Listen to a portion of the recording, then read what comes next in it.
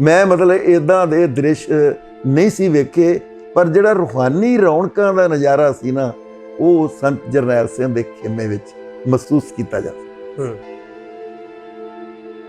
नज़र नहीं पैंदा सी कि वो शहीदी प्राप्त करनगे। ये गल कोई किवें कह सकदा किसी बारे जिउंदे जी देख के? की महसूस होया जिहा तुहानूं? वो थले इशारा करके कहते ने संत हरचंद सिंह लौंगोवाल ही knows the problem while Sant Jarnail Singh feels the problem. जिहड़ी फीलिंग की गल है, जिहड़ी महसूस करन दी गल है, ये सब तो वध डेंजरस हुंदी है।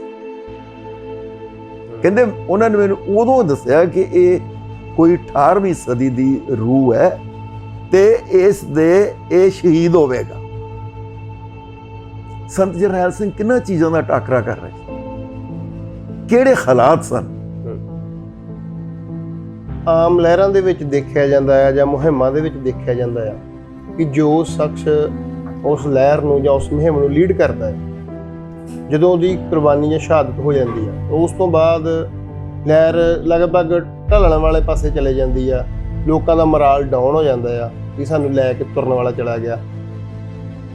पर संतां दी शहादत तो बाद 10 साल लहू रीटवीं जंग इस खिते च लड़ी जाती है। की स्पिरिट भर के गए कि नौजवानों ने टेके नहीं बैठे, मतलब जिन्नी वाह लग सकती सी, जिथों तक दिल्ली दीआं कंधां हिलाइयां जा सकदियां सी, नौजवान हिलाइयां। की इहदे पिछे कारण दे? मैं तुहानूं एक एग्जाम्पल देना कि किदां मतलब अट्रैक्शन सी। मैं उन्हां बच्चों दी इंटरव्यू ਜਿਹੜੇ 12 13 साल की उम्र से उस वेले वो अपने घरां चों चोरी निकल के, यानी किराया लैके घरां चों अपना चोरी निकल के ते मतलब अमृतसर दीआं गड्डियां वल रवाना होए, सिर्फ संत जरनैल सिंह दे मतलब झलक वेखणी है कि कौन है वो, दीदार करने।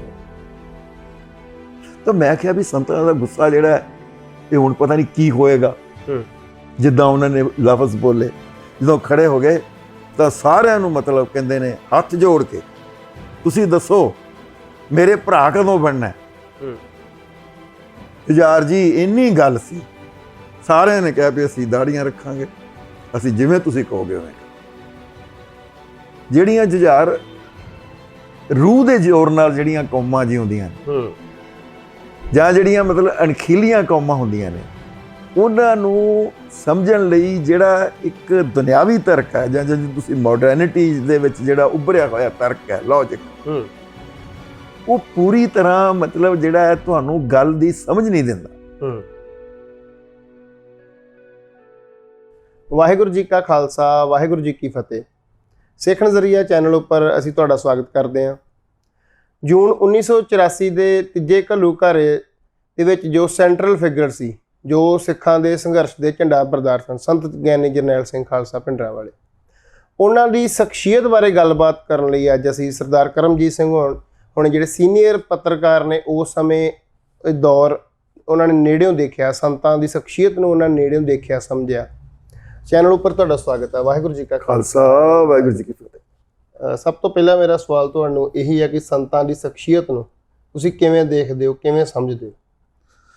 देखो जुझार जी, भी संतां दी शख्सियत बारे थोड़ा जिहा कुछ कहण तो पहला, जिहड़ा धर्म युद्ध दौरान दरबार साहब कंपलैक्स का माहौल सी, उहदे बारे जिहड़े विद्वानां ने मतलब बहुत घट मतलब जिहड़ी आ उत्ते नज़र दित्ती है। इत्थों तक एक होर पक्ष भी सी, जिहड़ा संत जरनैल सिंह दा धर्म युद्ध आउण तो पहलां उन्हां दी शख्सियत किहड़े पड़ावां विचों लंघी सी, उहदे बारे भी इतिहास ने मतलब कदे खास जिक्र नहीं किया। तो मैं चाहुंदा कि उन्हां दिनां दा एक दृश्य जिहड़ा है, वो एक नज़ारा, एक सीन जिहड़ा है, वो जिवें मतलब उत्थे किस तरह सब कुछ हो रहा सी, उस दा जिक्र जिहड़ा है जरूर किया जाए। तुसीं देखो, मैं इत्थों पंजाबी यूनिवर्सिटी दे विच पंजाबी ट्रिब्यून दे विच उत्थे जर्नलिस्ट सीगा, और तकरीबन मैं हर हफ्ते दरबार साहब जाता सा। ये मेरा मतलब शौक ही हो गया सी, एक तरह की समझ लो भी तीर्थ यात्रा सी, जिवें मैं समझदा सी भी संत जरनैल सिंह दे दर्शन करने ने, उस माहौल नूं वेखना है। ਤਾਂ ਉਸ ਮਾਹੌਲ ਵਿੱਚ ਜਦੋਂ ਮੈਂ ਲੰਘਿਆ ਤਾਂ ਤੁਸੀਂ ਦੇਖੋ ਕਿ ਉੱਥੇ ਦੋ ਤਰ੍ਹਾਂ ਦੇ ਨਜ਼ਰੀਏ ਸਨ, ਦੋ ਤਰ੍ਹਾਂ ਦੇ ਦ੍ਰਿਸ਼ਟੀਕੋਣਾਂ ਦਾ ਇੱਕ ਸੁਮੇਲ ਸੀ, ਇੱਕ ਐਟ ਦੀ ਸੇਮ ਟਾਈਮ ਟਕਰਾਅ ਵੀ ਸੀਗਾ। ਤੁਸੀਂ ਮਤਲਬ ਦੋ ਵਿਚਾਰਧਾਰਾਵਾਂ ਨੇ ਇੱਕ ਦੂਜੇ ਦੇ ਉਲਟ ਵੀ ਚੱਲ ਰਹੀਆਂ ਨੇ, ਕਦੇ ਕਦੇ ਉਹ ਇੱਕ ਦੂਜੇ ਦੇ ਨਾਲ ਜੁੜ ਵੀ ਜਾਂਦੀਆਂ ਨੇ। ਇੱਕ ਨਜ਼ਰੀਆ ਜਿਹੜਾ ਉਸ ਦੀ ਅਗਵਾਈ ਹੈ ਜਾਂ ਉਸ ਦਾ ਤਰਜਮਾਨ ਸੰਤ ਹਰਚੰਦ ਸਿੰਘ ਲੌਂਗੋਵਾਲ। ਇੱਕ ਦੂਜਾ ਨਜ਼ਰੀਆ ਉੱਥੇ ਜਿਹੜਾ ਬਹੁਤ ਮਹੱਤਵਪੂਰਨ ਹੈ, ਉਹ ਸੰਤ ਜਰਨੈਲ ਸਿੰਘ ਦਾ ਨਜ਼ਰੀਆ, ਦ੍ਰਿਸ਼ਟੀਕੋਣ ਹੈ। ਹੁਣ ਸੰਤ ਜਰਨੈਲ ਸਿੰਘ ਦੇ ਨਜ਼ਰੀਏ ਦੇ ਵਿੱਚ ਦਮਦਮੀ ਟਕਸਾਲ ਹੈ, ਨਵੇਂ ਉੱਭਰੇ ਜਿਹੜੇ ਨੇ ਨੌਜਵਾਨ ਨੇ, ਔਰ ਸਿੱਖ ਸਟੂਡੈਂਟਸ ਫੈਡਰੇਸ਼ਨ ਦਾ ਇੱਕ ਨਵਾਂ ਰੂਪ ਹੈ। ਯਾਨੀ ਕਿ ਸਿੱਖ ਸਟੂਡੈਂਟਸ ਫੈਡਰੇਸ਼ਨ ਦੀ ਤੁਸੀਂ ਕਹਿ ਲਓ ਕਿ ਪੁਨਰ ਸੁਰਜੀਤੀ ਹੈ। ਤਾਂ ਇਹ ਜਿਹੜੀ ਦੂਜੀ ਵਿਚਾਰਧਾਰਾ ਹੈ ਉਹਦੀ ਇਹ ਸੰਤ ਜਰਨੈਲ ਸਿੰਘ ਜਿਹੜੇ ਨੇ ਅਗਵਾਈ। ਇੱਕ ਹੋਰ ਵੀ ਜਿਵੇਂ ਗੁਰਚਰਨ ਸਿੰਘ ਟੌੜਾ, ਉਹ ਦੋਵੇਂ ਪਾਸੇ ਦੇ ਸਨ, ਪਰ ਉਹਨਾਂ ਦੀ ਜਿਹੜੀ ਮੁੱਖ ਸੁਰ ਸੀ ਨਾ, ਉਹਨਾਂ ਦੀ ਜਿਹੜੀ ਮਤਲਬ ਰੂਹ ਸੀ, ਉਹ ਸੰਤ ਜਰਨੈਲ ਸਿੰਘ ਦੇ ਨਾਲ ਮੇਲ ਖਾਂਦੀ ਸੀ। ਮਤਲਬ ਵੀ ਇੱਥੇ ਜਿਹੜੀ ਗੱਲ ਹੈ ਕਿ ਅਕਾਲੀ ਕਲਚਰ ਇੱਕ ਸੰਤਾਂ ਵਾਲੇ ਪਾਸੇ ਹੈ ਨਾ, ਵੀ ਮੋਰਚਾ ਪਹਿਲਾਂ ਅਕਾਲ ਤਖਤ ਸਾਹਿਬ ਤੇ ਸੰਤ ਚਲਾ ਰਹੇ ਆ, ਅਕਾਲੀ ਦਲ ਵਾਲੇ ਵੀ ਮੋਰਚੇ 'ਚ ਸ਼ਾਮਲ ਹੁੰਦੇ ਆ। ਮਤਲਬ ਉੱਥੇ ਲੋਕਾਂ ਦਾ ਝੁਕਾਅ ਸੰਤਾਂ ਵਾਲੇ ਪਾਸੇ ਕਿਵੇਂ ਵੱਧਦਾ ਆ ਜਦੋਂ ਕਿ ਦੋਵੇਂ ਸਿੱਖਾਂ ਦੇ ਹੱਕਾਂ ਦੀ ਗੱਲ ਕਰਦੇ ਆ? ਕਿਹੜੀ ਚੀਜ਼ ਆ ਜਿਹੜੀ ਸਿੱਖ ਸੰਗਤ ਨੂੰ ਜੱਚਦੀ ਆ, ਅਪੀਲ ਕਰਦੀ ਆ ਕਿ ਉਹ ਸੰਤਾਂ ਵੱਲ ਝੁਕ ਜਾਂਦੇ? ਹਾਂ, ਬਹੁਤ ਵਧੀਆ ਸਵਾਲ ਹੈ। ਇਹ ਪਹਿਲਾਂ ਮੈਂ ਦੱਸਾਂ ਕਿ ਉੱਥੇ ਇੱਕ ਸਮੇਂ ਲਓ ਕੋਲਡ ਵਾਰ, ਇੱਕ ਠੰਡੀ ਜੰਗ ਵੀ ਚੱਲ ਰਹੀ ਸੀ। ਮਤਲਬ ਤੁਸੀਂ ਕਹਿ ਸਕਦੇ ਹੋ। ਪਰ ਜਿਵੇਂ ਤੁਸੀਂ ਸੰਤ ਜਰਨੈਲ ਸਿੰਘ ਦੀ ਗੱਲ ਕੀਤੀ ਵੀ ਉੱਥੇ ਕਿਹੜੀ ਗੱਲ ਸੀ, ਆਖਿਰਕਾਰ ਉਹਦੀ ਸ਼ਖਸੀਅਤ ਦੇ ਵਿੱਚ ਕਿਹੜੀ ਵੱਡੀ ਗੱਲ ਸੀ, ਵੀ ਇਹ ਗੱਲ ਜਿਹੜੀ ਆ ਵਾਕਿਆ ਹੀ ਮਤਲਬ ਹੈਰਾਨੀ ਵਾਲੀ ਗੱਲ ਸੀ। ਮੈਂ ਤੁਹਾਨੂੰ ਦੱਸਦਾ ਕਿ ਦੁਨੀਆ ਭਰ ਦੇ ਜਰਨਲਿਸਟ, ਲੀਡਰ ਜਦੋਂ ਆਉਂਦੇ ਸਨ ਉੱਥੇ, ਤਾਂ ਉਹਨਾਂ ਦਾ ਹੁੰਦਾ ਸੀ ਵੀ ਸੰਤਾਂ ਨੂੰ, ਸੰਤ ਜਰਨੈਲ ਸਿੰਘ ਦੇ ਦਰਸ਼ਨ ਕਰਨੇ ਨੇ, ਉਹਨਾਂ ਨੂੰ ਮਿਲਣਾ, ਉਹਨਾਂ ਦੇ ਵਿਚਾਰ ਜਾਣਨੇ ਨੇ, ਉਹਨਾਂ ਨਾਲ ਗੱਲਾਂ ਕਰਨੀਆਂ ਨੇ। ਤੋ ਉਸ ਵੇਲੇ ਜਿਵੇਂ ਮਤਲਬ ਮੀਂਹ ਵਰਨ ਤੋਂ ਬਾਅਦ ਇੱਕ ਆਕਾਸ਼ ਦੇ ਉੱਤੇ ਸਤਰੰਗੀ ਪੀਂਘ ਚੜ੍ਹਦੀ ਹੈ ਨਾ, ਇਸ ਤਰ੍ਹਾਂ ਉੱਥੇ ਡਿਫਰੈਂਟ ਕਲਰ ਸਨ। ਯਾਨੀ ਤੁਸੀਂ ਇੰਝ ਕਹਿ ਲਓ ਕਿ ਮੈਂ ਜਿਵੇਂ ਉਸ ਸੀਨ ਨੂੰ ਵੇਖਿਆ, ਇੱਕ ਵਗਦਾ ਦਰਿਆ ਸੀ, ਕਦੇ ਸ਼ਾਂਤ, ਕਦੇ ਇੱਕ ਸੀਮਾ ਦੇ ਵਿੱਚ, ਕਦੀ ਹੱਦ ਵਿੱਚ ਹੈ, ਕਦੀ ਹੱਦਾਂ ਨੂੰ ਮਤਲਬ ਤੋੜਦਾ ਜਾ ਰਿਹਾ। ਇਸ ਤਰ੍ਹਾਂ ਦਾ ਨਜ਼ਾਰਾ ਜਿਹੜਾ ਹੈ ਮਤਲਬ ਪੰਜਾਬੀ ਸੂਬੇ ਦੀਆਂ ਲਹਿਰਾਂ ਦੇ ਵਿੱਚ ਵੀ, ਮਤਲਬ ਜਿੱਥੋਂ ਤੱਕ ਮੇਰੀ ਉਮਰ ਸੀ, ਮੈਂ ਮਤਲਬ ਖਾਲਸਾ ਕਾਲਜ ਅੰਮ੍ਰਿਤਸਰ ਵਿੱਚ ਪੜ੍ਹਦਾ ਸਾਂ, ਮੈਂ ਮਤਲਬ ਇੱਦਾਂ ਦੇ ਦ੍ਰਿਸ਼ ਨਹੀਂ ਸੀ ਵੇਖੇ। ਪਰ ਜਿਹੜਾ ਰੂਹਾਨੀ ਰੌਣਕਾਂ ਦਾ ਨਜ਼ਾਰਾ ਸੀ ਨਾ, ਉਹ ਸੰਤ ਜਰਨੈਲ ਸਿੰਘ ਦੇ ਖੇਮੇ ਵਿੱਚ ਮਹਿਸੂਸ ਕੀਤਾ ਜਾ ਸਕਦਾ। ਤੁਸੀਂ ਇੱਕ ਗੱਲ ਆਮ ਕਹਿੰਦੇ ਵੀ, ਉਹ ਪੜ੍ਹੀ ਵੀ ਤੁਹਾਡੀ ਕਿ ਸ਼ਹਾਦਤ ਤੁਹਾਡੇ ਤੋਂ ਇਲਾਵਾ ਹੋਰ ਵੀ ਕਈਆਂ ਵੱਲੋਂ ਕਹੀ ਜਾਂਦੀ ਕਿ ਉਹਨਾਂ ਦੇ ਮੱਥੇ ਤੇ ਉਕਰੀ ਸੀ, ਨਜ਼ਰ ਨਹੀਂ ਪੈਂਦਾ ਸੀ ਕਿ ਉਹ ਸ਼ਹੀਦੀ ਪ੍ਰਾਪਤ ਕਰਨਗੇ। ਇਹ ਗੱਲ ਕੋਈ ਕਿਵੇਂ ਕਹਿ ਸਕਦਾ ਕਿਸੇ ਬਾਰੇ ਜਿਉਂਦੇ ਜੀ ਦੇਖ ਕੇ? ਕੀ ਮਹਿਸੂਸ ਹੋਇਆ ਜਿਹਾ ਤੁਹਾਨੂੰ? ਦੇਖੋ, ਮਤਲਬ ਦੋ ਤਿੰਨ ਕਾਰਨ ਜਿਹੜੇ ਮੈਨੂੰ ਨਜ਼ਰ ਆਉਂਦੇ ਸਨ। ਜਿਵੇਂ ਮੇਰੀ ਮਤਲਬ ਇੱਕ ਸਟੱਡੀ ਦੇ ਦੌਰ ਦੇ ਉੱਤੇ ਮੈਂ ਜੁਝਾਰ ਜੀ MPhil ਗੁਰੂ ਨਾਨਕ ਬਾਣੀ ਵਿੱਚ ਸੁਰਤ ਸ਼ਬਦ ਦਾ ਸੰਕਲਪ ਉੱਤੇ MPhil ਕੀਤੀ ਸੀ। ਤੇ ਮੈਨੂੰ ਮਤਲਬ ਸੰਤਾਂ ਮਹਾਂਪੁਰਸ਼ਾਂ ਨੂੰ ਵੀ ਉਸ ਰਿਸਰਚ ਦੇ ਦੌਰਾਨ ਮਿਲਣ ਦੇ ਮੌਕੇ ਮਿਲੇ। ਤਾਂ ਉਹ ਸੁਰਤ ਸ਼ਬਦ ਦੀ ਜਿਹੜੀ ਕਮਾਈ ਹੈ, ਜਿਵੇਂ ਮੈਨੂੰ ਉੱਥੋਂ ਅਨੁਭਵ ਹਾਸਲ ਹੋਏ, ਉਹ ਮੈਂ ਉਹਨਾਂ ਦੇ ਚਿਹਰੇ ਤੇ ਮਤਲਬ ਪੜ੍ਹ ਸਕਦਾ ਸੀ। ਇੱਕ ਹੋਰ ਗੱਲ ਵੀ ਸੀ, ਕੋਈ ਬਾਹਰਲਾ ਜਰਨਲਿਸਟ ਸੀ, ਉਹ ਮੈਨੂੰ ਯਾਦ ਹੈ, ਉਹ ਜਦੋਂ ਉੱਥੇ ਆਇਆ ਤਾਂ ਉਹਨੇ ਮੈਨੂੰ ਦੱਸਿਆ ਕਿ ਦੋਵਾਂ ਸੰਤਾਂ 'ਚ ਕੀ ਫਰਕ ਹੈ। ਉਹ ਦੋਵਾਂ ਸੰਤਾਂ ਨੂੰ ਮਿਲ ਕੇ ਆਇਆ ਸੀ ਤੇ ਮੈਂ ਉਹਨੂੰ ਪੁੱਛਿਆ ਵੀ what is the difference between the two, ਦੋਵਾਂ ਸੰਤਾਂ ਵਿੱਚ ਕੀ ਫਰਕ ਹੈ? ਤੇ ਅਸੀਂ ਨਾ ਗੁਰੂ ਨਾਨਕ ਨਿਵਾਸ ਦੀ ਉੱਪਰਲੀ ਛੱਤ ਉੱਤੇ ਦੋਵੇਂ ਜਣੇ ਖੜੇ ਸਾਂ ਤੇ ਉਹ ਬੜਾ ਹੱਸਿਆ ਉੱਚੀ ਉੱਚੀ, ਕਹਿੰਦਾ difference is very much clear. ਹੁਣ ਉੱਪਰਲੀ ਛੱਤ ਤੇ ਸੰਤ ਹਰਚੰਦ ਸਿੰਘ ਲੌਂਗੋਵਾਲ ਦਾ ਜਿਹੜਾ ਅਸਥਾਨ ਸੀ ਨਾ, ਉਹ ਸੀ ਆਪਣਾ ਤੇਜਾ ਸਿੰਘ ਸਮੁੰਦਰੀ। ਉਹ ਥੱਲੇ ਇਸ਼ਾਰਾ ਕਰਕੇ ਕਹਿੰਦੇ ਨੇ ਸੰਤ ਹਰਚੰਦ ਸਿੰਘ ਲੌਂਗੋਵਾਲ ਜਿਹੜਾ, ਹੀ ਨੋਜ਼ ਦਾ problem. While Sant Jarnail Singh feels ਦਾ ਪ੍ਰਾਊਡ। ਇਹ ਜਿਹੜਾ ਮਤਲਬ ਚੀਜ਼ਾਂ ਨੂੰ ਵਰਤਾਰਿਆਂ ਨੂੰ ਜਾਣਨਾ ਜਿਹੜਾ ਨਾ ਉਹ ਡਿਪਲੋਮੇਸੀ ਹੈ। ਜਿਹੜੀ ਫੀਲਿੰਗ ਦੀ ਗੱਲ ਹੈ, ਜਿਹੜੀ ਮਹਿਸੂਸ ਕਰਨ ਦੀ ਗੱਲ ਹੈ, ਇਹ ਸਭ ਤੋਂ ਵੱਧ ਡੇਂਜਰਸ ਹੁੰਦੀ ਹੈ। ਕਹਿੰਦੇ ਉਹਨਾਂ ਨੇ ਮੈਨੂੰ ਉਦੋਂ ਦੱਸਿਆ ਕਿ ਇਹ ਕੋਈ 18ਵੀਂ ਸਦੀ ਦੀ ਰੂਹ ਹੈ ਤੇ ਇਹ ਸ਼ਹੀਦ ਹੋਵੇਗਾ। He will become a martyr. ਉਹਨੇ ਮੈਨੂੰ ਉਦੋਂ ਦੱਸਿਆ, ਜੇ ਕਈ ਮਹੀਨੇ ਪਹਿਲਾਂ ਦੀ ਗੱਲ ਸੀ। ਤੀਜੀ ਗੱਲ, ਮੈਂ ਨਾ ਜਨਰਲ ਸ਼ਵੇਕ ਸਿੰਘ ਦੀ ਇੱਕ ਇੰਟਰਵਿਊ ਸੀ। ਅਸੀਂ ਨਾ ਇੱਕ ਮੰਜੀ ਤੇ ਬੈਠੇ ਸਨ, ਉਹਨਾਂ ਨੇ ਕੁੜਤਾ ਪਜਾਮਾ ਪਾਇਆ ਸੀ ਤੇ ਮੈਨੂੰ ਸ਼ੌਕ ਸੀ, ਮੈਂ ਕਿਹਾ ਮੈਂ ਜਨਰਲ ਸ਼ਵੇਕ ਸਿੰਘ ਜੇ ਮਤਲਬ ਮੈਂ ਉਹਨਾਂ ਦੀ ਇੰਟਰਵਿਊ ਕਰ ਲਵਾਂ। ਤਾਂ ਉਹਨਾਂ ਬੜੀ ਖੁਸ਼ੀ ਦੇ ਨਾਲ ਮਤਲਬ ਮੈਨੂੰ ਸਵਾਲਾਂ ਦੇ ਜਵਾਬ ਦਿੱਤੇ। ਤਾਂ ਤੁਸੀਂ ਜਾਣਦੇ ਹੋਗੇ ਕਾਸਟਰੋ ਦਾ ਰਾਈਟ ਹੈਂਡ ਸੀ, ਉਹਦਾ ਮਤਲਬ ਨਾਂ ਹੁਣ ਮੈਨੂੰ ਭੁੱਲ ਗਿਆ, ਚੀ ਗਵੇਰਾ। ਕਿਊਬਾ ਦੇ ਜਿਹੜੇ ਰੈਵੋਲੂਸ਼ਨ, ਕਿਊਬਾ ਦਾ, ਹਾਂ ਕਿਊਬਾ ਦਾ ਜਿਹੜਾ ਸੀ ਇਹ ਚੀ ਗਵੇਰਾ ਜਿਹੜਾ ਇਹ ਗੁਰੀਲਾ ਵਾਰਫੇਅਰ ਦਾ ਐਕਸਪਰਟ ਸੀਗਾ। ਔਰ ਜਨਰਲ ਸਾਹਿਬ ਵੀ, ਉਹਨਾਂ ਨੇ ਮੁਕਤੀਵਾਨੀ ਬਣਾਈ ਸੀਗੀ, ਉਹ ਵੀ ਐਕਸਪਰਟ ਸਨ। ਤੇ ਮੈਂ ਮਤਲਬ ਇਹ ਚੀ ਗਵੇਰਾ ਜਿਹੜਾ ਮਤਲਬ ਇੱਕ ਥਾਟਫੁਲ ਫਿਲੋਸਫਰ ਸੀਗਾ। ਇਹ ਇੱਕ ਕਾਊਂਟਰ ਕਲਚਰ ਦਾ ਇਹਨੂੰ ਸਿੰਬਲ ਕਹਿੰਦੇ ਨੇ। ਔਰ ਇਹ ਇੱਕ ਰੋਮਾਂਟਿਕ ਰੈਵੋਲੂਸ਼ਨਰੀ ਸੀਗਾ, ਸ਼ਹੀਦ ਵੀ ਹੋਇਆ। ਮੈਂ ਮਤਲਬ ਕਿਹਾ ਜਨਰਲ ਸਾਹਿਬ ਨੂੰ, ਮੈਂ ਉਸ ਦੀ ਗੱਲ ਕੀਤੀ ਤੇ ਮੈਨੂੰ ਪਤਾ ਕੀ ਕਹਿੰਦੇ, ਮੈਨੂੰ ਮੇਰੇ ਪੱਟਾਂ ਦੇ ਹੱਥ ਮਾਰੇ, ਕਹਿੰਦੇ ਸਰਦਾਰ ਸਾਹਿਬ ਚੀ ਗਵੇਰਾ ਨੂੰ ਭੁੱਲ ਜਾਓ। ਮੈਂ ਕਿਹਾ ਜੀ ਕਿਵੇਂ? ਮਤਲਬ ਹੁਣ ਇੱਕ ਤਾਂ ਉਹ ਜੰਗ ਦਾ ਮਤਲਬ ਇਸ਼ਾਰਾ ਕਰ ਰਹੇ ਸਨ, ਅਜੇ ਜੰਗ ਤਾਂ ਹੋਈ ਨਹੀਂ ਸੀ। ਦੂਜੀ ਗੱਲ ਇਹ ਸੀ ਕਿ ਉਹ ਮਤਲਬ ਨਾਲ ਦੀ ਨਾਲ ਮੈਨੂੰ ਦੱਸ ਦੇਣ ਕਿਉਂ ਸੰਤ ਸਾਡੇ ਨਾਲ। ਤੋ ਇਹ ਜਿਹੜੀਆਂ 3-4 ਗੱਲਾਂ ਮਿਲਦੀਆਂ ਜਿਨ੍ਹਾਂ ਦਾ ਮਤਲਬ ਮੇਲ ਹੋਇਆ ਨਾ, ਉੱਥੋਂ ਮੈਂ ਕਹਿ ਸਕਦਾ ਕਿ ਜਿਸ ਤਰ੍ਹਾਂ ਉਹ ਬੋਲਦੇ ਸਨ, ਜਿਸ ਤਰ੍ਹਾਂ ਉਹਨਾਂ ਦੀ ਪਰਸਨੈਲਿਟੀ ਦੇ ਵਿੱਚ, ਉਹਨਾਂ ਦੀ ਸਪੀਚ ਦੇ ਵਿੱਚ ਕਲੈਰਿਟੀ ਸੀ, ਸਪਸ਼ਟ ਸੀ। ਮਤਲਬ ਜਿੰਨਾ ਮਤਲਬ ਉਹਦੇ ਵਿੱਚ ਸੰਜੀਦਗੀ ਸੀ, ਸੁਹਿਰਦਤਾ ਸੀਗੀ, ਕਮਿਟਮੈਂਟ ਸੀਗੀ। ਫਿਰ ਉਹ ਤੇ ਕੋਈ ਵੀ ਜਿਹੜਾ ਬੰਦਾ ਸੁਰਤ ਸ਼ਬਦ ਦੇ ਅਨੁਭਵ ਨੂੰ ਮਤਲਬ ਸਟੱਡੀ ਵੀ ਕੀਤਾ ਹੋਵੇ, ਵੀ ਇਹ ਬੰਦਾ ਇਤਿਹਾਸ ਵਿੱਚ ਕੋਈ ਰੋਲ ਅਦਾ ਕਰੇ। ਸੋ ਇੱਦਾਂ ਮੈਂ ਕਹਿ ਸਕਦਾ।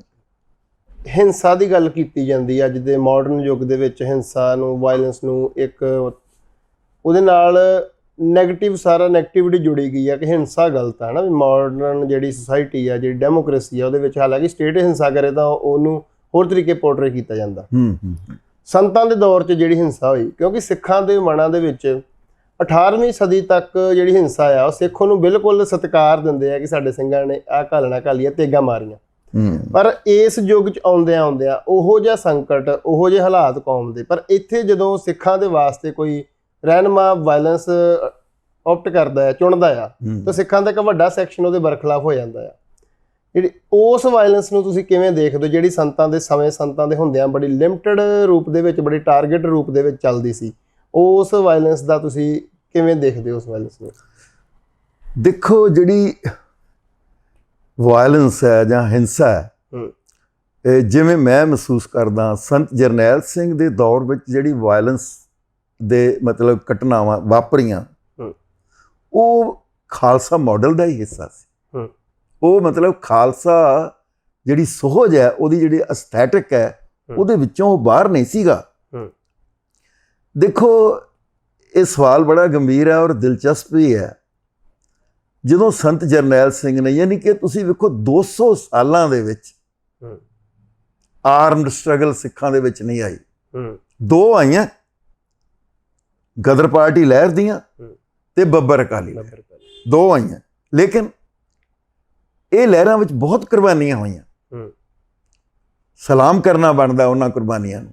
ਲੇਕਿਨ ਜੁਝਾਰ ਜੀ, ਉਹ ਕੁਰਬਾਨੀਆਂ ਖਾਲਸਾ ਪੰਥ ਦੀ ਰਾਜ ਲਈ ਨਹੀਂ ਹੋਈਆਂ। ਉਹ ਕੁਰਬਾਨੀਆਂ ਇੰਡੀਅਨ ਸਟੇਟ ਦੇ ਵਿੱਚ ਚਲੀਆਂ, ਉਹਨਾਂ ਦੇ ਹੱਕ ਵਿੱਚ ਭੁਗਤ ਗਈਆਂ। ਇਹ ਤੁਸੀਂ ਵੇਖ ਲਓ ਕਿ ਮਹਾਰਾਜਾ ਰਣਜੀਤ ਸਿੰਘ 1780 ਦੇ ਵਿੱਚ ਰਾਜ ਆ ਜਾਂਦਾ ਉਹਨਾਂ ਦਾ। ਉਸ ਤੋਂ ਬਾਅਦ ਆਰਮਡ ਸਟਰਗਲ ਬਿਲਕੁਲ ਕਿਤੇ ਨਜ਼ਰ ਨਹੀਂ ਆਉਂਦੀ।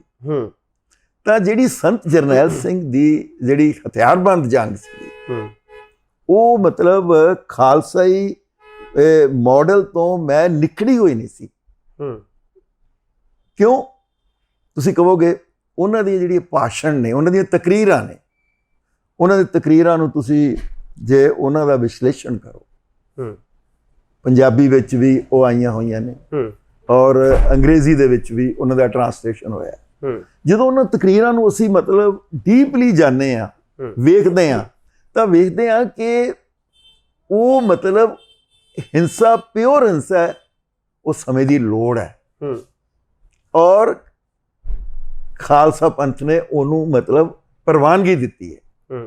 ਹੁਣ ਵੇਖੋ ਕਿ ਉਹਨਾਂ ਨੇ ਜਿਸ ਤਰ੍ਹਾਂ ਪਿਆਰ ਭਰੇ ਗੁੱਸੇ ਨਾਲ, ਮੈਂ ਪਿਆਰ ਭਰਿਆ ਗੁੱਸਾ ਕਹਿੰਦਾ ਸੰਤਾਂ ਦੀ ਪਰਸਨੈਲਿਟੀ ਦੇ, ਜਿਵੇਂ ਮਤਲਬ ਸਿੱਖ ਮਨਾਂ ਦੇ ਘਰਾਂ ਉੱਤੇ ਦਸਤਕ ਦਿੱਤੀ, ਜਿਹੜੇ 200 ਸਾਲਾਂ ਤੋਂ ਦਰਵਾਜ਼ੇ ਬੰਦ ਪਏ ਸਨ, ਆਰਮ ਸਟਰਗਲ ਦਾ ਨਾਮੋ ਨਿਸ਼ਾਨ ਨਹੀਂ ਸੀ, ਜਦੋਂ ਖੁੱਲੇ ਤਾਂ ਇੱਕ ਤੂਫਾਨ ਸੀ। ਉਸ ਤੂਫਾਨ ਨੂੰ ਮਤਲਬ ਇੱਕ ਦਿਸ਼ਾ ਦੇਣੀ, ਕੰਟਰੋਲ ਦੇ ਵਿੱਚ ਕਰਨਾ ਕੋਈ ਸੌਖਾ ਕੰਮ ਨਹੀਂ ਸੀ। ਤੁਸੀਂ ਸਵਾਲ ਬਹੁਤ ਵਧੀਆ ਕੀਤਾ ਹੈ। ਸੰਤ ਜਰਨੈਲ ਸਿੰਘ ਕਿੰਨਾਂ ਚੀਜ਼ਾਂ ਦਾ ਟਾਕਰਾ ਕਰ ਰਹੇ ਸੀ? ਕਿਹੜੇ ਹਾਲਾਤ ਸਨ?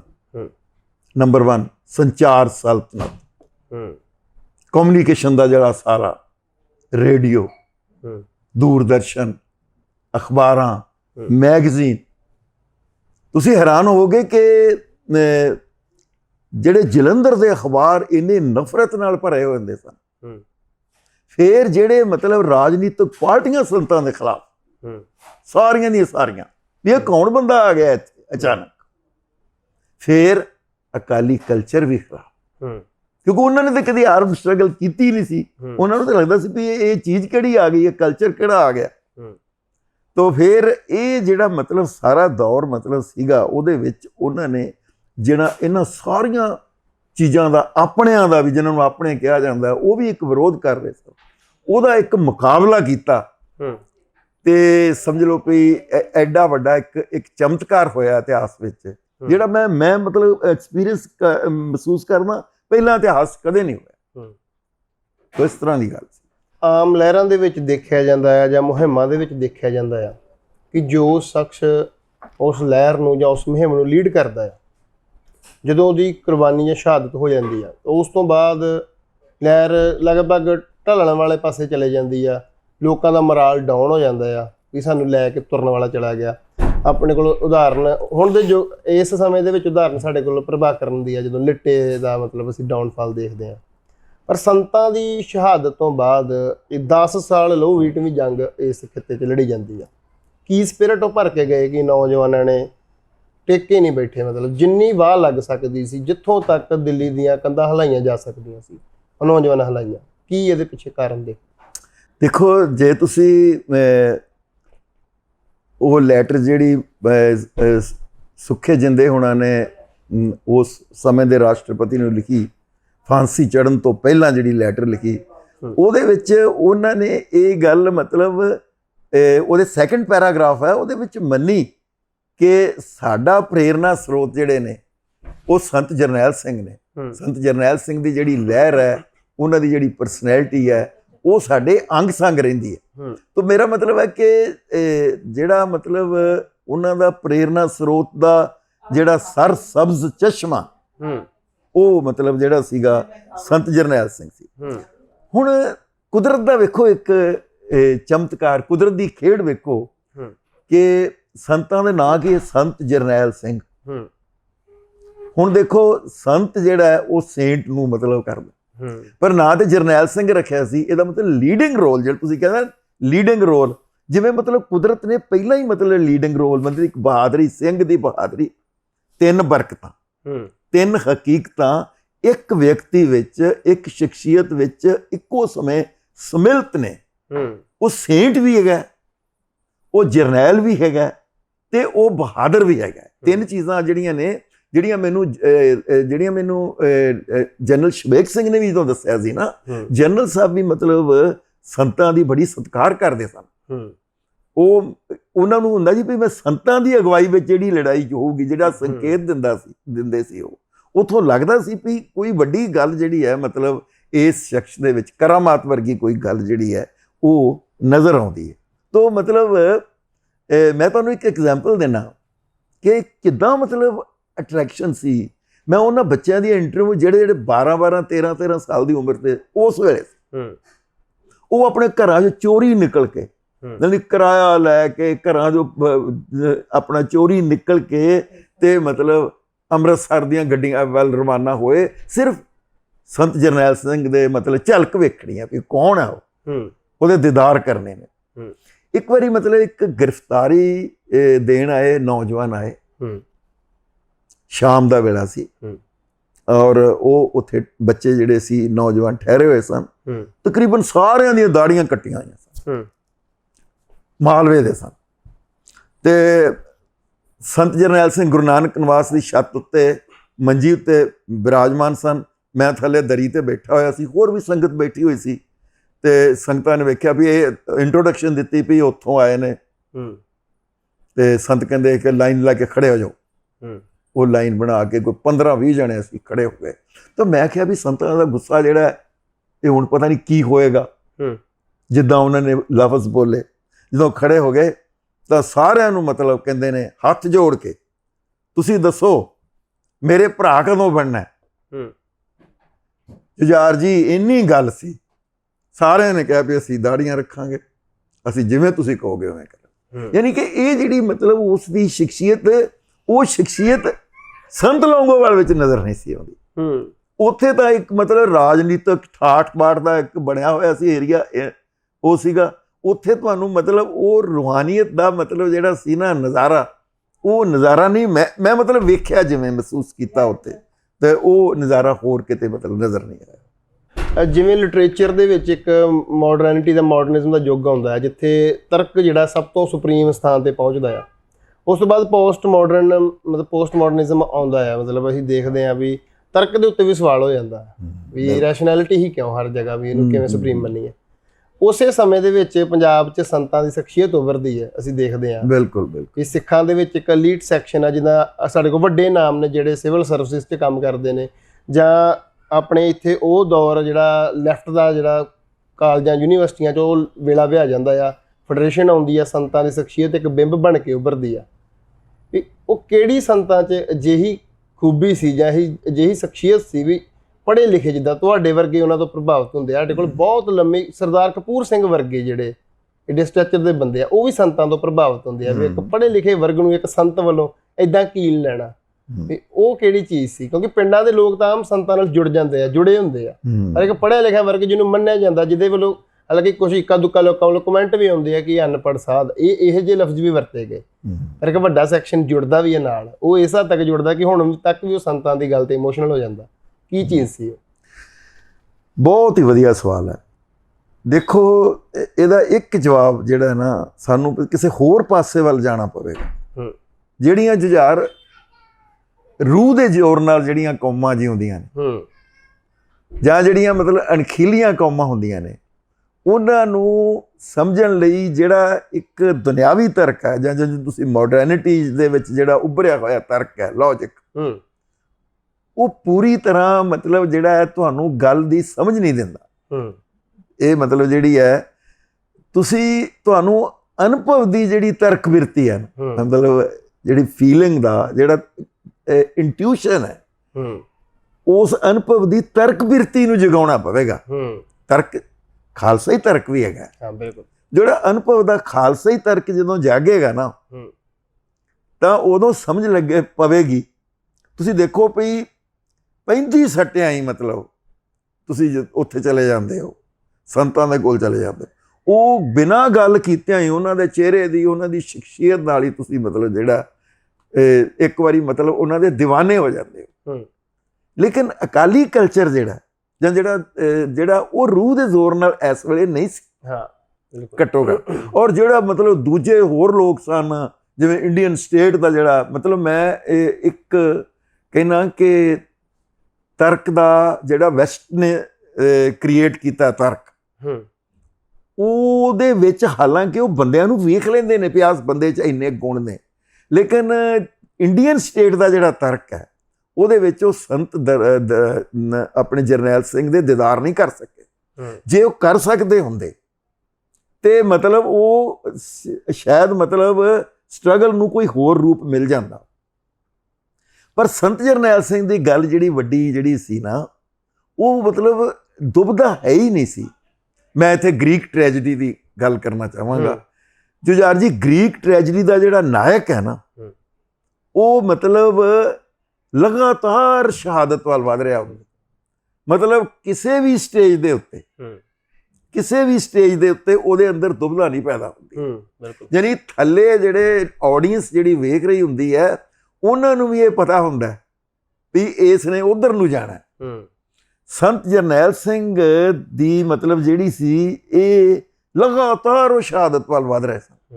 ਮਤਲਬ ਮੈਂ ਗ੍ਰੀਕ ਟ੍ਰੈਜਡੀ ਦੀ ਮਤਲਬ ਜਿਹੜੀ ਹੈ ਮਿਸਾਲ ਦਿੱਤੀ ਹੈ। ਤੋ ਸੰਤਾਂ ਦੇ ਵਿੱਚ ਜਿਹੜਾ ਸੰਤ ਦਾ ਸਿਪਾਹੀ ਰੂਪ ਹੈ, ਉਹ ਇਤਿਹਾਸ ਵਿੱਚ ਉਤਰਿਆ, ਪਹਿਲਾਂ ਨਹੀਂ ਉਤਰਿਆ। ਕਲੀਅਰ ਕੀਤਾ ਉਹਨਾਂ ਨੇ ਕਿ ਸਿੱਖ ਰੈਬਲ ਹੈ, ਬਾਗੀ ਹੈ, ਉਹ ਲੜੇਗਾ, ਅੰਤ ਤੱਕ ਲੜੇਗਾ। ਜਦ ਤੱਕ ਜਿੱਤ ਹਾਸਲ ਨਹੀਂ ਹੋ ਜਾਂਦੀ ਉਦੋਂ ਤੱਕ ਲੜੇਗਾ। ਜੇ ਤੁਸੀਂ ਅਨੁਭਵ ਦੀ ਤਰਕ ਬਿਰਤੀ ਨੂੰ ਜਗਾ ਲੈਂਦੇ ਹੋ ਤਾਂ ਤੁਸੀਂ ਦੇਖੋ 100 ਕੁ ਬੰਦਾ ਸੀ ਉੱਥੇ, ਬਿਲਕੁਲ ਹਥਿਆਰਬੰਦ, ਤਾਂ ਫਿਰ ਉਹ ਬੰਦੇ ਲੜੇ ਕਿਵੇਂ? ਦੇਖੋ ਨਾ, ਵੇਖਣ ਵਾਲੀ ਹੈਰਾਨੀ ਵਾਲੀ ਗੱਲ ਹੈ ਕਿ ਬਾਹਰ 1 ਲੱਖ ਫੌਜ ਹੈ, ਫਿਰ ਨੀਮ ਫੌਜ ਹੈ, ਫਿਰ ਸਾਰਾ ਕੁਝ ਹੀ ਤੁਹਾਡੇ ਖਿਲਾਫ ਹੈ, ਫਿਰ ਤੁਹਾਡੇ ਕੋਲ ਆਧੁਨਿਕ ਵੈਪਨ ਨਹੀਂ ਹੈਗੇ, ਤਾਂ ਤੁਸੀਂ ਫਿਰ ਇੱਕ ਐਡੀ ਵੱਡੀ ਇੰਡੀਅਨ ਸਟੇਟ ਨੂੰ ਮਤਲਬ ਉਹਦੇ ਨਾਲ ਟਾਕਰਾ ਕਰਦੇ ਹੋ, ਤੇ ਫਿਰ ਕੋਈ ਨਾ ਕੋਈ ਗੱਲ ਤੇ ਉਹਦੇ 'ਚ ਵੱਡੀ ਸੀਗੀ ਨਾ। ਬਿਲਕੁਲ। ਪਰ ਰਾਜਨੀਤਿਕ ਕੂੜ ਦੀ ਇੱਕ ਚਾਦਰ ਤਣੀ ਹੋਈ ਹੈ। ਉਸ ਝੂਠ ਨੇ ਮਤਲਬ ਇੱਕ ਇਹੋ ਜਿਹੀ ਧੁੰਦ ਫੈਲਾਈ ਹੈ ਕਿ ਸੰਤ ਜਰਨੈਲ ਸਿੰਘ ਦੀ ਸ਼ਖਸੀਅਤ ਦਾ ਜਿਹੜਾ ਨਿਰਮਲ ਸਰੂਪ ਹੈ, ਜਿਹੜਾ ਖਾਲਸਾਈ ਸਰੂਪ ਹੈ, ਜਿਹੜਾ ਸ਼ੁੱਧ ਸਰੂਪ ਹੈ, ਉਹਦੇ ਦੀਦਾਰ ਹੀ ਨਹੀਂ ਹੁੰਦੇ। ਇੱਥੇ ਮਤਲਬ ਜਿਹੜਾ ਸਾਨੂੰ ਜਿਹੜੀ ਰਿਸਰਚ ਕਰਨੀ ਹੈ, ਜਿਹੜੀ ਖੋਜ ਬਿਰਤੀ ਹੈ, ਉਸ ਖੋਜ ਬਿਰਤੀ ਨੂੰ ਰੂਹਾਨੀਅਤ ਦੇ ਰੰਗ 'ਚ ਵੇਖਣਾ ਪਵੇਗਾ। ਬਿਲਕੁਲ। ਅਦਰਵਾਈਜ਼ ਤੁਸੀਂ ਨਹੀਂ ਸੰਤ ਨੂੰ ਸਮਝ ਸਕਦੇ। ਕਿਉਂਕਿ ਸੰਤ ਜਰਨੈਲ ਸਿੰਘ ਦੇ ਮੈਂ ਪਿੰਡ ਗਿਆ, ਸੰਤ ਜਰਨੈਲ ਸਿੰਘ ਨੂੰ ਮੈਂ ਮਤਲਬ ਉਹਨਾਂ ਦੇ ਸਾਥੀਆਂ ਨੂੰ ਮਿਲਿਆ ਜਿਨ੍ਹਾਂ ਨਾਲ ਉਹ ਪਸ਼ੂ ਡੰਗਰ ਚਾਰਦੇ ਸਨ।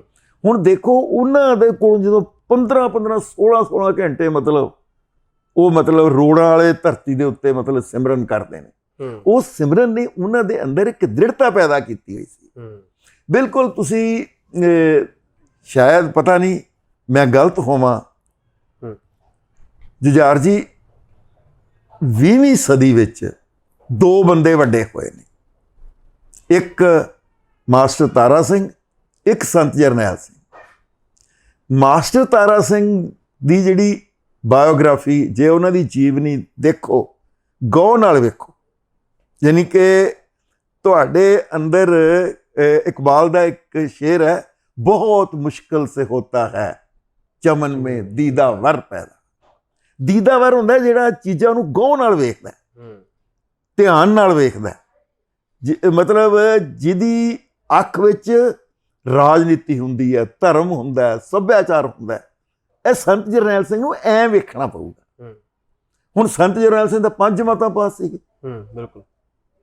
ਮਤਲਬ ਇਹਦਾ ਮਤਲਬ ਉਹਨਾਂ ਦੇ ਅੰਦਰ ਮਾਸਟਰ ਤਾਰਾ ਸਿੰਘ ਤੇ 20ਵੀਂ ਸਦੀ ਵਿੱਚ ਇੱਕ ਓਪਨ, 20ਵੀਂ ਸਦੀ ਦਾ ਪਹਿਲਾ ਅੱਧ ਹੈ ਜਿਹੜਾ ਫਸਟ ਹਾਫ, ਉਹਦੇ 'ਚ ਇੱਕ ਓਪਨ ਕਿਤਾਬ ਵਾਂਗ ਆਉਂਦੇ ਨੇ, ਬੜੀ ਵੱਡੀ ਮਤਲਬ ਉਹਨਾਂ ਦੀ ਜਿਹੜੀ ਦੇਣ ਹੈਗੀ।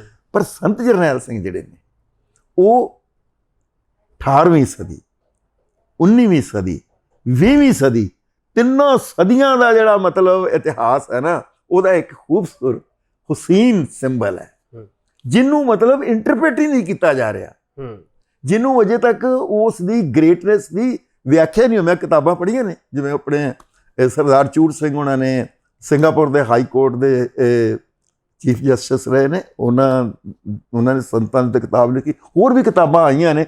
ਪਰ ਮੈਂ ਮਤਲਬ ਤੁਸੀਂ ਹੁਣ ਗੱਲਾਂ ਕੀਤੀਆਂ ਨੇ, ਗੱਲ ਲੰਬੀ ਨਾ ਹੋ ਜਾਵੇ, ਮੈਨੂੰ ਮਤਲਬ ਗਿਲਾ ਹੈ ਦਮਦਮੀ ਟਕਸਾਲ। ਦੇਖੋ, ਦਮਦਮੀ ਟਕਸਾਲ 'ਚੋਂ ਨਿਕਲੇ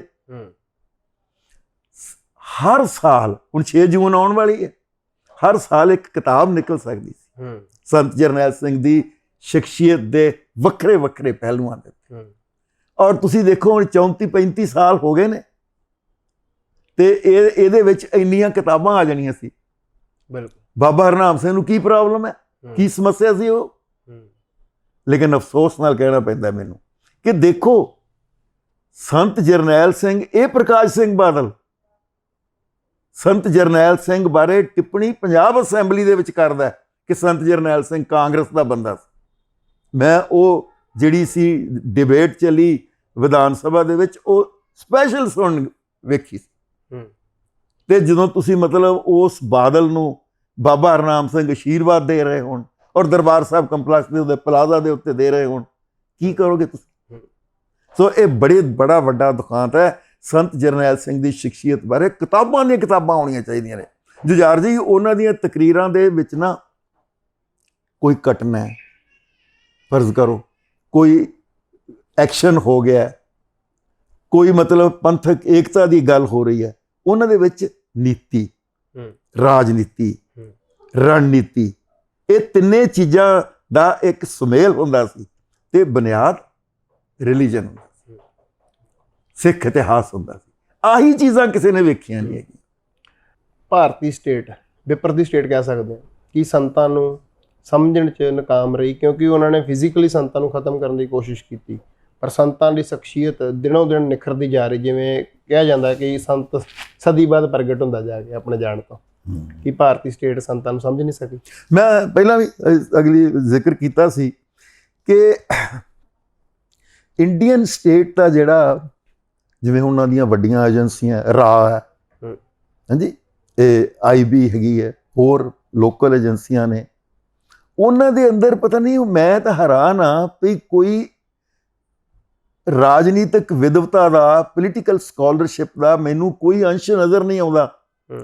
ਤੁਸੀਂ ਦੇਖੋ ਨਾ, ਮਤਲਬ ਪੇਪਰ ਅਖਬਾਰ ਜਿਹੜੇ ਨੇ ਸੰਤਾਂ ਦੇ ਵਿਰੁੱਧ ਲਿਖ ਰਹੇ ਨੇ, ਸੰਤਾਂ ਨੂੰ ਸਮਝ ਨਹੀਂ ਰਹੇ।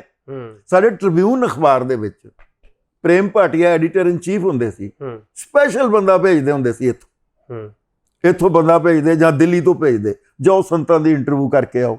ਔਰ ਜੋ ਉਹਦੇ ਵਿੱਚ ਨੈਗੇਟਿਵ ਗੱਲਾਂ ਹੁੰਦੀਆਂ, ਯਾਨੀ ਸੰਤ ਦੀ ਸ਼ਖਸੀਅਤ ਨੂੰ ਅੰਦਰ ਵੇਖ ਹੀ ਨਹੀਂ ਸਕੇ। ਸੰਤਾਂ ਦੀ ਪਰਸਨੈਲਿਟੀ ਜਿਹੜੀ ਸੀ, ਉਹਨਾਂ ਦੀ ਸ਼ਖਸੀਅਤ ਦੇ ਇੰਨੇ ਪਹਿਲੂ ਨੇ ਕਿ ਉਹ ਜਿਹੜੇ ਪੰਥ ਦੇ ਦਰਦ ਨੂੰ, ਖਾਲਸਾ ਪੰਥ ਦੇ ਦਰਦ ਦੀ ਆਖਰੀ ਲੇਅਰ ਸੰਤ ਦੇਖ ਸਕਦੇ। ਜਿਵੇਂ ਕਹਿੰਦੇ ਨੇ ਸ਼ੇਕਸਪੀਅਰ ਜਿਹੜਾ, ਸ਼ੇਕਸਪੀਅਰ ਦੇ ਬਾਰੇ ਕਿਹਾ ਜਾਂਦਾ ਹੈ ਕਿ ਜਜ਼ਬਿਆਂ ਦੀ ਜਿਹੜੀ ਆਖਰੀ ਲੇਅਰ ਹੈ ਨਾ, ਉਹਨੂੰ ਕੈਪਚਰ ਕਰ ਲੈਂਦਾ ਸੀ, ਫੜ ਲੈਂਦਾ ਸੀ। ਮੈਂ ਸੰਤ ਜਰਨੈਲ ਸਿੰਘ ਮਤਲਬ ਆਖਰੀ ਲੇਅਰ ਨੂੰ ਮਤਲਬ ਇਦਾਂ ਫੜਦੇ ਸੀ ਤੇ ਸਾਰੇ ਪੰਥ ਨੂੰ ਆਪਣੇ ਕਲਾਵੇ 'ਚ ਲੈ ਲੈਂਦੇ ਸੀ। ਜਦੋਂ ਸੰਤ ਚੜ੍ਹਾਈ ਕਰ ਗਏ ਨੇ, ਸ਼ਹਾਦਤ ਦਾ ਜਾਮ ਪੀ ਗਏ ਨੇ, ਲੋਕ ਕਹਿੰਦੇ ਸਨ ਵੀ ਮੈਂ ਸੈਲਵਾਡੋਰ ਡਾਲੀ, ਇੱਕ ਸਪੇਨ ਦਾ ਬਹੁਤ ਵੱਡਾ ਪੇਂਟਰ ਹੈ, ਉਹਨੇ ਆਪਣੀ ਜਿਹੜੀ ਇੱਕ ਉਹਨਾਂ ਦੀ ਕਿਤਾਬ ਹੈਗੀ, ਉਹਦੇ ਬਾਇਓਗ੍ਰਾਫੀ ਦੇ ਵਿੱਚ ਕਹਿੰਦੇ ਮਾਣ ਨਾਲ ਕਹਿੰਦਾ ਡਾਲੀ ਤੋਂ ਬਿਨਾਂ ਸਪੇਨ ਕਾਹਦਾ। ਉਹ ਦੌਰ ਮੈਂ ਵੇਖਿਆ ਜਦੋਂ ਮਤਲਬ ਲੋਕੀ ਇਹ ਰੋਂਦੇ ਹੁੰਦੇ ਸੀ ਭਈ ਸੰਤ ਜਰਨੈਲ ਸਿੰਘ ਤੋਂ ਬਿਨਾਂ ਜੀਵਨ ਕਾਹਦਾ। ਤੋ ਇਹ ਜਿਹੜਾ ਮਤਲਬ ਜਿਸ ਤਰ੍ਹਾਂ ਉਹਨਾਂ ਨੇ ਕੌਮ ਨੂੰ ਜਗਾਇਆ, ਉਹ ਤਾਂ ਇਤਿਹਾਸ ਦੇ ਵਿੱਚ ਕ੍ਰਿਸ਼ਮਾ ਹੀ ਸੀਗਾ। ਉਹਦੀਆਂ ਜਿਹੜੀਆਂ ਸਿਧਾਂਤਕ ਬਰੀਕੀਆਂ ਨੇ, ਜਿਹੜੀਆਂ ਮਤਲਬ ਆਈਡੀਓਲੋਜੀਕਲ ਸਬਟਲਟੀਜ਼ ਨੇ, ਉਹ ਨਹੀਂ ਕਿਸੇ ਨੇ ਕੈਪਚਰ ਕੀਤੀਆਂ। ਮਤਲਬ ਮੇਰੀ ਵਿਦਿਆਰਥੀਆਂ ਨੂੰ, ਬਾਹਰਲੀਆਂ ਯੂਨੀਵਰਸਿਟੀਆਂ ਵਾਲਿਆਂ ਨੂੰ ਹੈਗਾ ਵੀ ਕਿਤੇ ਕੋਈ ਕਰੋ ਕੁਛ ਇਹਦੇ ਬਾਰੇ। ਬਿਲਕੁਲ। ਤੁਹਾਡੀ ਇੱਕ ਇੰਟਰਵਿਊ ਹੈ ਸਰਦਾਰ ਹਰਿੰਦਰ ਸਿੰਘ ਮਹਿਬੂਬ ਹੋਣਾ ਨਾਲ। ਹਾਂਜੀ ਹਾਂਜੀ। ਤੁਸੀਂ ਉਹਨਾਂ ਨੂੰ ਪੁੱਛਦੇ ਹੋ ਕਿ 20ਵੀਂ ਸਦੀ ਦੇ ਮਹਾਨ ਸਿੱਖ ਸੰਤ ਹੀ ਕਿਉਂ, ਹੋਰ ਵੀ ਵੱਡੀਆਂ ਸ਼ਖਸੀਅਤਾਂ ਨੇ, ਇਹੋ ਸਵਾਲ ਮੇਰਾ ਤੁਹਾਨੂੰ। ਹਾਂ, ਮੈਂ ਤੁਹਾਨੂੰ ਦੱਸਿਆ ਕਿ 17ਵੀਂ ਸਦੀ ਜਿਹੜੀ ਸੀ, ਜਿਹੜੀ 17ਵੀਂ ਜਾਨੀ ਮਤਲਬ ਦਸਮ ਪਾਤਸ਼ਾਹ ਤੋਂ ਮਤਲਬ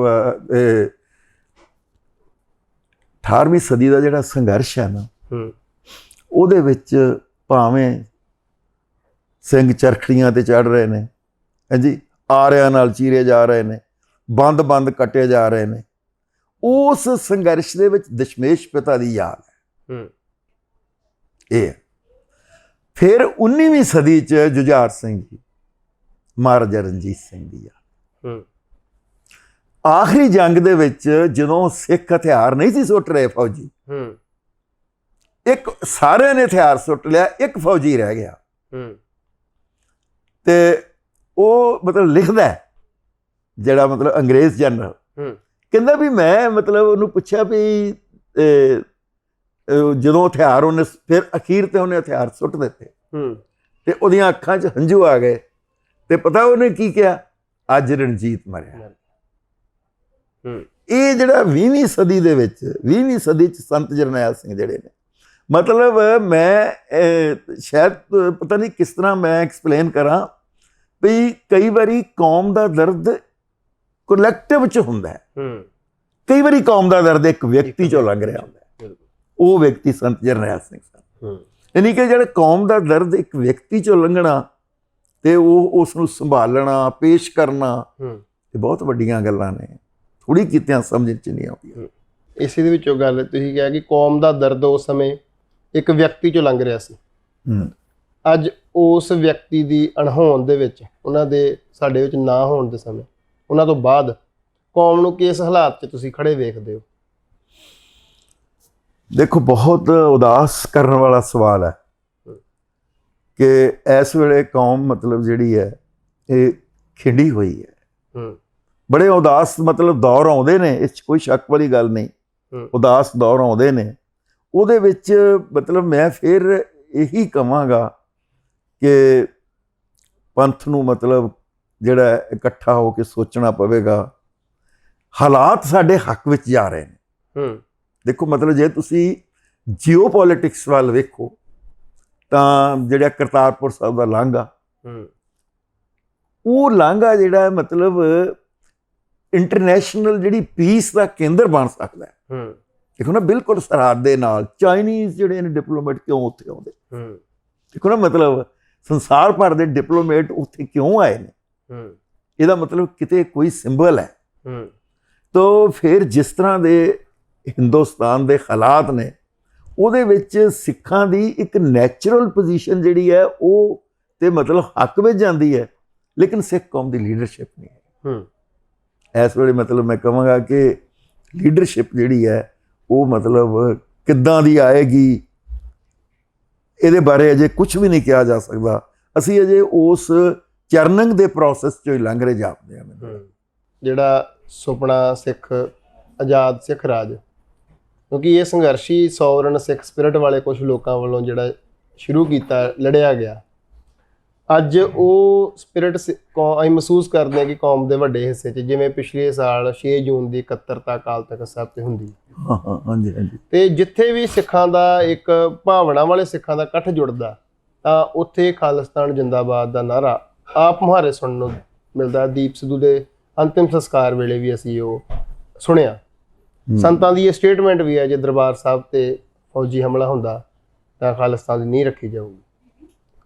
ਇਹ ਜਿਹੜਾ ਕੌਮੀ ਘਰ ਦਾ ਸਿੱਖਾਂ ਦਾ ਸੁਪਨਾ ਹੈ ਤੇ ਸੰਤਾਂ ਦਾ ਜਿਹੜਾ ਸੰਘਰਸ਼ ਆ, ਇਹਨੂੰ ਕਿਵੇਂ ਦੇਖਦੇ ਹੋ ਤੁਸੀਂ ਇਸ ਚੀਜ਼ ਨੂੰ? ਦੇਖੋ, ਇਹ ਇਸ ਗੱਲ ਦੇ ਵਿੱਚ ਦੋ ਰਾਵਾਂ ਹੀ ਨਹੀਂ। ਮੈਂ ਤਾਂ ਹੈਰਾਨ ਹਾਂ ਵੀ ਸੰਤਾਂ ਨੇ ਮਤਲਬ ਇਹ ਗੱਲ ਕਹੀ ਹੋਈ ਹੈ ਵੀ ਜੇ ਦਰਬਾਰ ਸਾਹਿਬ ਉੱਤੇ ਫੌਜ ਆਉਂਦੀ ਹੈ ਤੇ ਖਾਲਿਸਤਾਨ ਦੀ ਨੀਂਹ ਰੱਖੀ ਜਾਏਗੀ, ਤੇ ਫਿਰ ਤਾਂ ਨੀਂਹ ਰੱਖੀ ਗਈ। ਹੁਣ ਸਵਾਲ ਇਹ ਹੈ, ਇਸ ਨੀਂਹ ਨੂੰ ਮਤਲਬ ਤੁਸੀਂ ਉਹਦੇ ਉੱਤੇ ਕੋਈ ਟਿੱਪਣੀਆਂ ਕਰੋ, ਆਪਣੀ ਜਿਹੜੀ ਵਿਦਵਤਾ ਦੀਆਂ ਜ਼ੋਰ ਦੇ ਨਾਲ ਉਹਨੂੰ ਡਿਲਿਊਟ ਕਰੋ, ਪੇਤਲਾ ਕਰੋ ਖਾਲਿਸਤਾਨ ਦੇ ਸੰਕਲਪ ਨੂੰ, ਤਾਂ ਫਿਰ ਇਹ ਜਿਹੜੀ ਹੈ ਮਤਲਬ ਸਮਝ ਲਾਂ ਵੀ ਇਹ ਉਹਨਾਂ ਦੀ ਵਿਦਵਤਾ ਦੀ ਬੇਈਮਾਨੀ ਕਵਾਂਗਾ।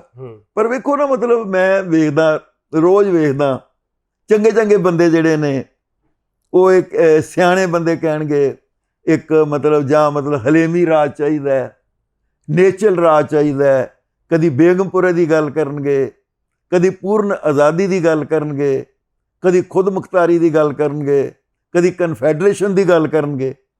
ਤੁਸੀਂ ਦੇਖੋ, ਹੈਰਾਨੀ ਦੀ ਗੱਲ ਇਹ ਹੈ ਕਿ ਇਹ ਸਾਰੇ ਸੰਕਲਪ ਜਿਹੜੇ ਨੇ ਇਹਨਾਂ ਦਾ ਨਾਂ ਲੈ ਕੇ ਕਦੀ ਸਰਬੱਤ ਦੇ ਭਲੇ ਥੱਲੇ ਲੈ ਆਉਣਗੇ, ਕਦੀ ਕਹਿ ਦੇਣਗੇ ਕਿ ਖਾਲਸਾ ਰਾਜ ਦੀਆਂ ਤੇ ਬਾਉਂਡਰੀ ਨਹੀਂ ਹੈਗੀਆਂ, ਸਾਰੇ ਵਰਲਡ ਨੂੰ ਆਪਣੇ, ਉਹ ਸਾਰੇ ਬ੍ਰਹਿਮੰਡ ਨੂੰ ਆਪਣੇ ਲਪੇਟ 'ਚ ਲੈਂਦਾ। ਔਰ ਇਹਦੇ 'ਚ ਸਾਰੇ ਆਪਣੇ ਭਰਾ ਵੀ ਰਲੇ ਹੋਏ ਨੇ। ਲੇਕਿਨ ਸਿੱਖ ਸੋਵਰਨ ਸਟੇਟ, ਸਾਡੇ 2 ਸ਼ਹੀਦਾਂ ਨੇ ਫਾਂਸੀ ਚੜ੍ਹਨ ਤੋਂ ਪਹਿਲਾਂ ਸਿੱਖ ਸੋਵਰਨ ਸਟੇਟ ਕਿਹਾ। ਸੰਤ ਜਰਨੈਲ ਸਿੰਘ ਨੇ ਜੋ ਗੱਲ ਕਹੀ ਉਹਦੇ ਉੱਤੇ ਪਹਿਰਾ ਦਿੱਤਾ। ਪਰ ਮੈਂ ਇੱਥੇ ਇੱਕ ਗੱਲ ਹੋਰ ਵੀ ਕਰਾਂਗਾ ਕਿ ਖਾਲਿਸਤਾਨ ਦਾ ਜਿਹੜਾ ਸੰਕਲਪ ਹੈ ਉਹ ਮਤਲਬ ਗੁਰੂ ਗ੍ਰੰਥ ਸਾਹਿਬ ਵਿੱਚ ਨਿਹਿਤ ਹੈ। ਹੁਣ ਉਹਦੀ ਵਿਆਖਿਆ ਕਰਨੀ, ਉਹਦੀ ਰੂਪਰੇਖਾ ਕਿਵੇਂ ਹੋਵੇਗੀ, ਉਹਨੂੰ ਕਿਵੇਂ ਉਹ ਚੱਲੇਗਾ, ਇਹ ਵਿਦਵਾਨਾਂ ਦਾ ਕੰਮ ਹੈਗਾ। ਹੁਣ ਦੇਖੋ, ਅਸੀਂ ਗੁਰੂ ਨਾਨਕ ਸਾਹਿਬ ਪਾਤਸ਼ਾਹ ਕਹਿੰਦੇ, 10 ਪਾਤਸ਼ਾਹੀਆਂ ਦਾ ਸਰੂਪ ਗੁਰੂ ਗ੍ਰੰਥ ਸਾਹਿਬ ਕਹਿੰਦੇ ਆ। ਕੀ ਮਤਲਬ? ਪਾਤਸ਼ਾਹ ਕੌਣ ਹੁੰਦੇ ਨੇ? ਰਾਜੇ ਹੁੰਦੇ ਨੇ, ਪਾਤਸ਼ਾਹ ਹੁੰਦੇ ਨੇ। ਹੁਣ ਇਹਦੇ 'ਚ ਇਹ ਗੱਲਾਂ ਕਲੀਅਰ ਨੇ, ਪਰ ਫਿਰ ਵੀ ਅੱਜ ਕੱਲ੍ਹ ਮੈਂ ਵੇਖਦਾ ਕੋਈ ਪਾਤਸ਼ਾਹੀ ਦਾਅਵੇ ਦੀ ਗੱਲਾਂ ਕਰਨ ਲੱਗ ਜਾਂਦਾ। ਗੱਲ ਕੀ ਹੈ ਕਿ ਵਿੰਗੇ ਟੇਢੇ ਢੰਗ ਨਾਲ ਇਹ ਲੋਕ ਵਿਦਵਤਾ ਦੇ ਜ਼ੋਰ ਨਾਲ ਇੰਡੀਅਨ ਮੇਨ ਸਟਰੀਮ ਦੇ ਵਿੱਚ ਹੀ ਰਹਿਣਾ ਚਾਹੁੰਦੇ, ਜਾਂ ਇਹ ਇੱਕ ਭੈ ਵਿੱਚ ਜਿਉਂਦੇ, ਇੱਕ ਵੱਡੇ ਡਰ ਵਿੱਚ। ਵਿਦਵਾਨਾਂ ਵਿੱਚ ਨਾ ਜਿਹੜਾ ਡਰ, ਕੋਈ ਸੰਤ ਜਰਨੈਲ ਸਿੰਘ ਦਾ ਡਰ ਹੈ ਹੀ ਨਹੀਂ ਸੀਗਾ। ਉਹ ਤੇ ਮਤਲਬ ਕੋਲਨ ਵਿਲਸਨ ਦੀ ਕਿਤਾਬ ਹੈਗੀ ਹੈ ਆਊਟਸਾਈਡਰ। ਕਹਿੰਦਾ ਹੂ ਇਜ਼ ਆਊਟਸਾਈਡਰ, ਤੇ ਆਊਟਸਾਈਡਰ ਜਿਹੜਾ ਇਹ ਹੁਣ ਅਕਾਲੀ ਦੂਜੇ ਸਾਰੇ, ਫਿਰ ਉਹ ਮਤਲਬ ਉਹਨਾਂ ਨੂੰ ਅਜਨਬੀ ਬਾਹਰਲਾ ਆਦਮੀ, ਉਹ ਮਤਲਬ ਆ ਕੇ ਉਹਨੇ ਪੱਠਾ ਪਾਤਾ, ਏਕਤਾ ਕਰਤੀ, ਭਾਈਚਾਰੇ 'ਚ ਵਿਘਨ ਪਾਤਾ, ਇੱਦਾਂ ਦੀਆਂ ਗੱਲਾਂ। ਉਹ ਦੌਰ ਕਾਲਾ ਸੀ, ਸੰਤਾਪ ਹੋ ਗਿਆ, ਇੱਦਾਂ ਦੀਆਂ ਕਿੰਨੀਆਂ ਗੱਲਾਂ ਮਤਲਬ ਮੈਂ ਰੋਜ਼ ਅਖਬਾਰਾਂ 'ਚ ਪੜ੍ਹਦਾ ਰਿਹਾ। ਤਾਂ ਇਹ ਜਿਹੜਾ ਮਤਲਬ ਇੱਦਾਂ ਦੀ ਗੱਲ ਕਹਿਣਾ, ਮਤਲਬ ਸੰਤਾਂ ਦੀ ਸ਼ਖਸੀਅਤ ਬਾਰੇ ਉਹ ਜੋ ਉਹਨਾਂ ਨੇ ਕੀਤੀ, ਉਹ ਉਹਨਾਂ ਨੇ ਗੱਲਾਂ, ਉਹਨਾਂ ਨੇ ਖਾਲਿਸਤਾਨ ਦੀ ਉਹ ਗੱਲ ਕਰ ਦਿੱਤੀ ਜਿਹੜੀ ਆਲਰੇਡੀ ਮਤਲਬ ਸਾਡੀਆਂ ਸਕ੍ਰਿਪਚਰ 'ਚ ਪਈ ਹੋਈ ਹੈ। 2 ਰਾਜ ਕੀਤੇ ਨੇ। ਬਿਲਕੁਲ ਦੇਖੋ ਨਾ, ਬੰਦਾ ਸਿੰਘ ਬਹਾਦਰ ਦਾ ਰਾਜ ਆਇਆ, ਮਹਾਰਾਜਾ ਰਣਜੀਤ ਸਿੰਘ ਦਾ ਰਾਜ ਆਇਆ, ਸਰਦਾਰ ਕਪੂਰ ਸਿੰਘ ਪਹਿਲੇ ਹੀ ਅਨੰਦਪੁਰ ਸਾਹਿਬ ਦੇ ਮਤੇ 'ਚ that Sikhs are a nation। ਹੁਣ ਉਹ ਨੇਸ਼ਨ ਦੇ ਬਾਰੇ ਵੀ ਨਵੀਆਂ ਗੱਲਾਂ ਕਹਿੰਦੇ ਵੀ ਸਿੱਖ ਨੇਸ਼ਨ ਨਹੀਂ ਹੈਗੇ, ਉਹਨਾਂ ਨੂੰ ਪੰਥ ਕਹੋ। ਹਾਂਜੀ, ਹੁਣ ਮਤਲਬ ਇੱਕ ਨਵੀਆਂ ਗੱਲਾਂ ਕਰਕੇ ਨੇਸ਼ਨ ਸਟੇਟ ਦੇ ਵੀ ਖਿਲਾਫ ਬੋਲ ਰਹੇ ਨੇ, ਔਰ ਵਿਦਵਾਨ ਬੋਲ ਰਹੇ ਨੇ ਕਿ ਮੈਂ ਉਹਨਾਂ ਦਾ ਨਾਂ ਨਹੀਂ ਲੈਣਾ ਚਾਹੁੰਦਾ। ਸੋ ਮੈਂ ਕਹਿੰਦਾ ਕਿ ਇਹ ਇੱਕ ਸਕਾਲਰਸ਼ਿਪ ਜਿਹੜੀ ਪੋਲੀਟੀਕਲ ਸਕਾਲਰਸ਼ਿਪ ਜਿਹੜੀ ਹੈ ਉਹਦੀ ਬੇਈਮਾਨੀ, ਇੱਦਾਂ ਨਹੀਂ ਹੋਣਾ ਚਾਹੀਦਾ। ਇਹਨੇ ਸਰਦਾਰ ਕਰਮਜੀਤ ਸਿੰਘ, ਇਹਨਾਂ ਨੇ ਇਤਿਹਾਸਕ ਪੱਖ ਤੋਂ, ਫਲਸਫੇ ਦੇ ਪੱਖ ਤੋਂ ਤੇ ਸੰਤਾਂ ਦੀ ਸ਼ਖਸੀਅਤ ਬਾਰੇ ਖਾਸ ਤੌਰ ਤੇ ਕਿਉਂ ਇੰਨਾ ਪ੍ਰਭਾਵਿਤ ਕੀਤਾ ਸ਼ਖਸੀਅਤ ਨੇ, ਉਹ ਹਜੇ ਵੀ ਪ੍ਰਭਾਵਿਤ ਕਰ ਰਹੀ ਹੈ। ਇਹਨਾਂ ਸਾਰੀਆਂ ਗੱਲਾਂ ਬਾਰੇ ਇਹਨਾਂ ਨੇ ਖੁੱਲ੍ਹ ਕੇ ਵਿਚਾਰ ਸਾਂਝੇ ਕੀਤੇ ਨੇ। ਅਸੀਂ ਇਹਨਾਂ ਦਾ ਧੰਨਵਾਦ ਕਰਦੇ ਹਾਂ। ਵਾਹਿਗੁਰੂ ਜੀ ਕਾ ਖਾਲਸਾ, ਵਾਹਿਗੁਰੂ ਜੀ ਕੀ ਫਤਿਹ।